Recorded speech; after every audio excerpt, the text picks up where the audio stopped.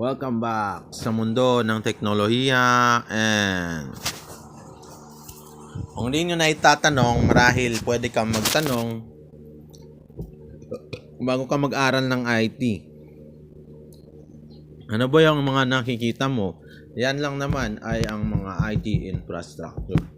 At kasali doon sa mundo ng information tech yung tinatawag na networks. Ano nga bang pwede nating gawin sa mga networks? Cables, plugs, ano pa ba? Yung tinatawag na yellow, orange, white, yung mga ganyan.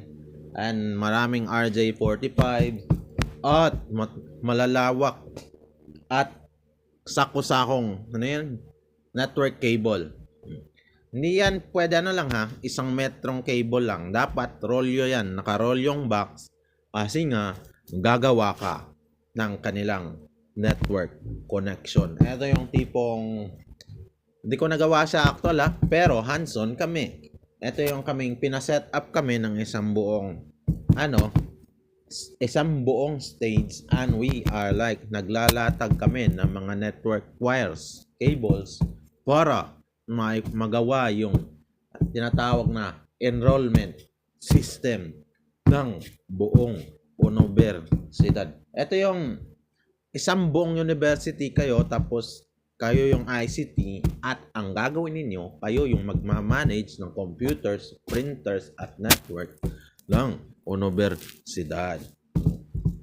Kaya nga kailangan rolyo yan dahil super lawak ng connection na anuhin ninyo. And alam mo na, sa network kailangan mo ng mga tools. Kaya for now, kung gusto mong pumasok sa mundo ng information tech, simulan mo munang bumili ng tools. So, yun nga. Once bumili ka na ng tools, ito yung iisa-isahin ko sa'yo. Mura lang siya, pwede mo siyang bilhin sa Lazada o kaya sa Shopee. Kasi hindi naman siya na-expire. At sure ako, gamit na gamit mo yan kung saan-saan na IT infrastructure. Kasi nga, yon, hindi mo magagawa yung network nang wala kang tools. Una sa lahat, etong box na mga cables, kailangan natin yung gupitin at natin yung mga coloring niya. It's either yung yellow, orange ba, straight through o crossover. And you will use RJ45. Hindi mo magagawa yan nang wala kang tools, pare ko.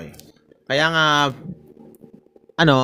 bumili ka na dahil habang hindi ka pa IT, at least alam mo na paano at in fairness binibigay ko sa iyo for free ang knowledge na yan. Paano ba? Kailangan mo ng crimping. Kaya, cable tester. Kasi kailangan mong i-check yung nagawa mong cable kung magwo-work siya. Kasi ang file transfer ng network, ang file transfer ng computer to computer, kaya computer to server, kailangan ng cables. Yan lang naman yung tinatawag. I-explain ko yung network. 6 minutes. Sige. Explain ko na lang. Bakit ba? Ano nga ba ang network? Ang daya, Pero okay lang. At least, Ano ba yung network? Ano yung computer network? Ito yung, ayun nga, sinabi ko sa iyo Ito yung sige, ko na lang yung enrollment system. Yung enrollment ng lahat ng eskwelahan. Paano ka ba mag-enroll sa universidad? You will go to ganyan. They will have their computers. They will have a lot of computers on their desk. And you will go to them. Go with them. Go with the flow. Sila yung in computer. Tatype sila sa keyboard. I-check nila sa nila kung ano yung pwedeng sa'yo, subject. Ano yung available na subject. Tapos i-check nila yung curriculum mo. But it is running on a computer. Tapos meron silang printer sa gilid. So in case. Tapos yun nga, magpiprint sila ng mo. Yung papers. Paano ba gumagana yan? So, sa dinabi namin na ng computer sa computer doon sa stadium mo, imposibleng wala yung network cable, pare ko. Meron yung network cable na nakasaksak sa PC nila na so in case makapag-process sila ng data. Kami naman, on our end, kami yung ICT. Yan tayo. Yan yung sabi kong kailangan nating trabahuin because that is how are we going to work. Yan lang naman ang information tech. Sinasabi siyang network because there are several computers, hindi lang mag-isa. There were 7 merong 10 sa ibang building, merong 10 sa ibang building. They have 10 on other buildings. They have printers on it. But it was working on a single network para ma-process yung enrollment system. And fairness, nakakalimutan ko na kasi matagal na. Yan yung So yan yung network, yan yung network, computer network. Ano ba? Paano nga ba yan gumagana? Iba-iba ko kasi yung iba-iba yung ng network. It is direct yung ano ba yung alam ko sa actual? Ayaw ko yung sa school more on tawag na ito concept. Yung actual tayo. Kunwari sa yung university mo, dun sa sinabi ko, ang kadalasan nun, meron silang rolyo Naka-rolyo na cables and gagamit ka ng yung tools and you will insert it at the back of the PC. Bibigyan mo ng yan. Ano ba? Hindi ko sasabihin. Aralin mo. Kasi mahirap na. Ini-introduce ko lang sa iyo yung yung IT. Yan lang sa yan yung sa tawag na to, enrollment. At yung sa mall naman, ito yung sa mall. Ito yung maganda.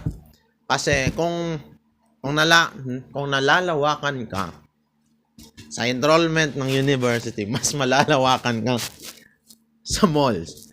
Kasi makakita ka doon ng parang, alam mo yung super daming cables and para kang timang. Pwede kang mag-enjoy. Kung gusto mong mag-field, alam mo yung gusto mong pumunta sa field ng information technology, yan. Makakita ka ng super daming cable.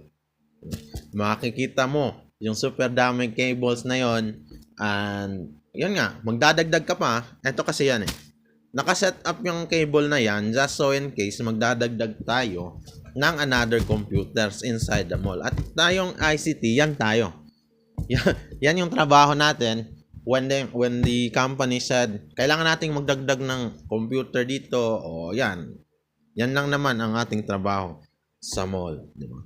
Kamuntik akong nag-scam doon Pero in fairness hindi yan mere konsepto. Yan ang IT infrastructure. Matagal na kasi, medyo matagal nang umiikot yan sa mundo ko. At nakalimutan ko na. Out na ako, 8 minutes yan, dagdag informasyon sa mundo.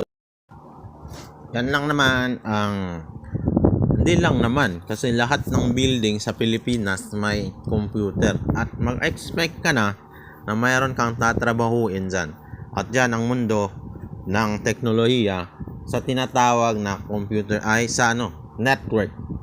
Ito na yung IT network. Makikita mo yung job description ng network administrator, IT network administrator. Yan ang trabaho ninyo.